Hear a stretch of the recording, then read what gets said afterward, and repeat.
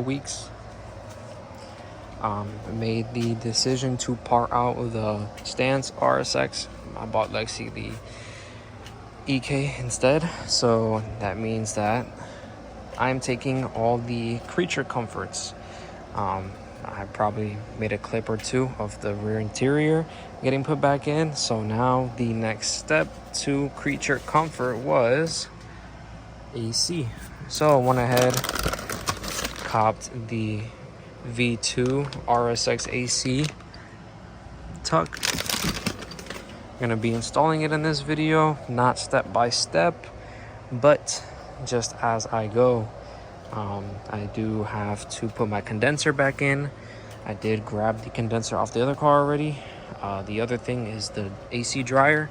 It's supposed to go right here, but with the V2 kit, it lets you put it here. So that's where we're gonna be mounting it instead for a cleaner tuck.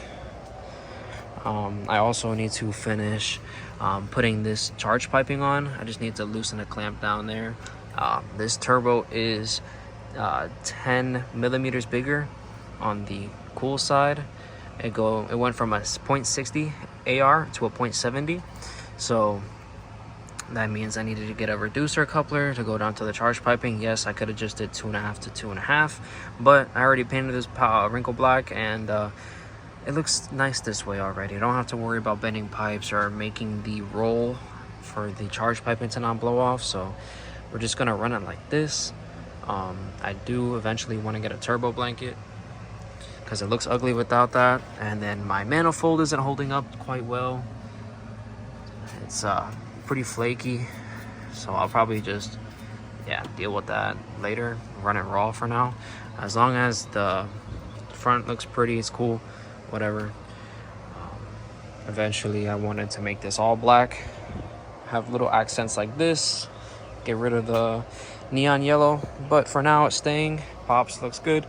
I'm gonna go ahead and take my passenger fender off and start working on it. I'll give little updates here and there and let you know what I find along the way. Okay, so step one is get rid of the T-bar latch. Thankfully I still have the power to go to the AC compressor. I did remove my AC compressor and the bracket. It made it way easier to drop everything, but initially all motor, I just didn't see the need for it. So I have to take the bracket off of the other car and then install the compressor, and then after I do that, the compressor will be in there without the belt.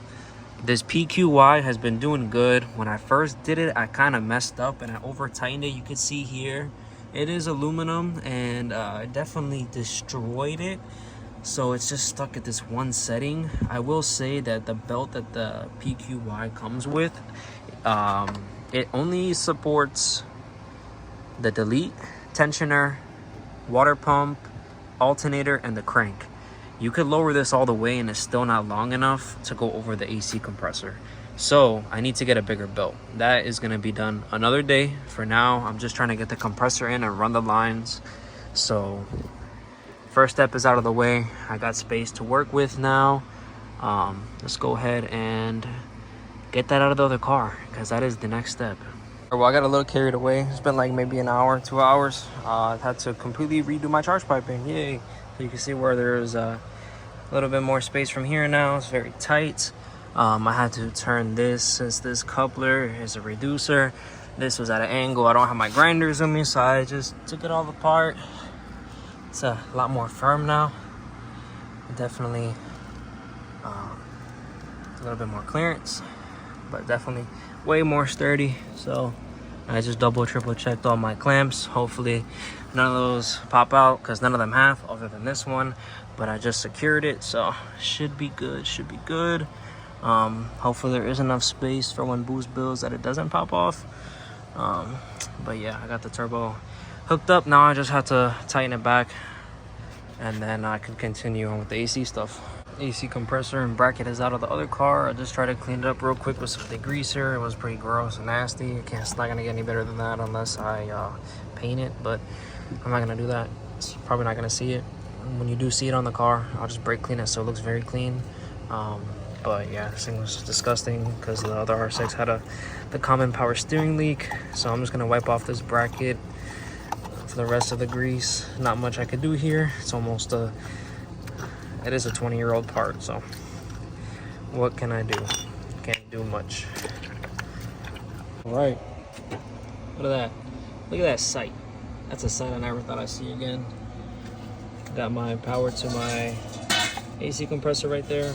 Now I could run the lines and yeah, put the condenser in. Passenger fender is off. Didn't feel like taking the side skirt off, so I managed. Don't ask me how. So time to run these lines. Installed the billet adapters. Went ahead, cleaned it out. It's been like 2 years, so it's a little dirty. Gonna go ahead and put this in. It's 110 mil. Just did it hand tight. That's in. Looking good. Next step. All right, don't cook me. I could only get a step bit from the parts store, and I didn't feel like taking the wheel off. So this is where we're at. Got these two. Boom, boom. About to run the lines. Lines are ran through. No issue. Just got to put them up. Tighten them up. So firewall through the side. Going here. Thought I was on 0.5. So right there, boom, coming out on the frame. Took the headlight out. Got it ran here. That was a bitch. That just sucked. And then to the dryer. That dryer and the wire ran through here to finish wiring this up right here, the extension.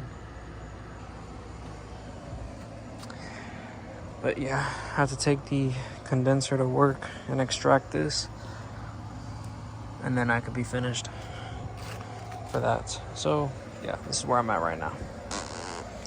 Did the charge piping today, and now the AC. What I was really looking for was the other fitting, but it looks like that you end up using the OEM one, which I think is kind of dumb, but it is what it is. So I'm gonna go ahead and find that tube AC hose and hook it up. Okay, so been a couple days. I had some issues with the condenser, but as you can see now, I got that OEM AC line right there going up here to the condenser. Got the condenser zip tied to the stock location right there. I have the line ran on the bottom nicely. So this is where I had some modification that I had to do. I don't know how good I'm gonna be able to get it. It's kind of embarrassing, but yeah, the condenser, yeah, I had to notch the top of it and do some major fuckery, but I got it to work. You can see there, boom, no interference, no rubbing against the condenser, so no rubbing against the radiator. You can see that there's some clearance right there, all clear. Was able to put my air temperature sensor back where I had it before. Also got it wired up right here, boom, extended, ran right all up here. Charge piping ran nice and tucked. So new turbo is on, everything for the AC is on. The last piece, the belt. So with this PQY kit, if you wanted to go with an OEM replacement, that would be the EP3 idler pulley. So what I did was I just got the EP3 belt, because what else better to get than that.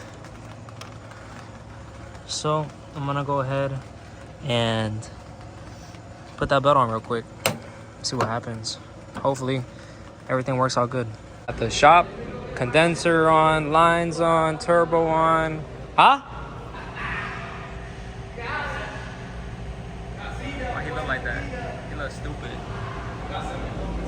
For chins?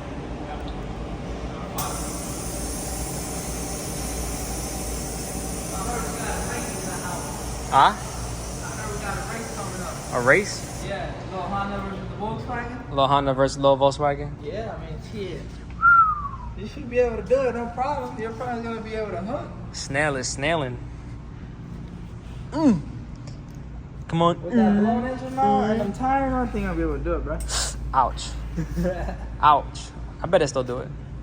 Oh shit, for real? Bro, I put this EP3 serpentine belt on, adjusted the tensioner, or yeah, the idler pulley. It looks very nice. I haven't had the right size belt in a long time. I've always had a 25 mil and it sat a little bit on it. Yeah, because the AC compressor, it makes the serpentine belt longer. So the other belt was too short because it only ran the tensioner, alternator, and the water pump and the crank. So I went from a 13, 20 millimeter belt to a 65 inch belt. I forgot. How come you're not running a vacuum line to the fuel pressure regulator? Because I have to redo that before I go get tuned. I'm redoing this. I'm going to put the fuel pressure regulator back there and then run the line here and have my return. Because the way Shorty... You have a return on this? Yeah, the way Shorty said to run it was to run the fuel pump to the rail and the regulator after that. Yeah. So, and then add a vacuum. I mean, you can even run the... It's a Honda Civic.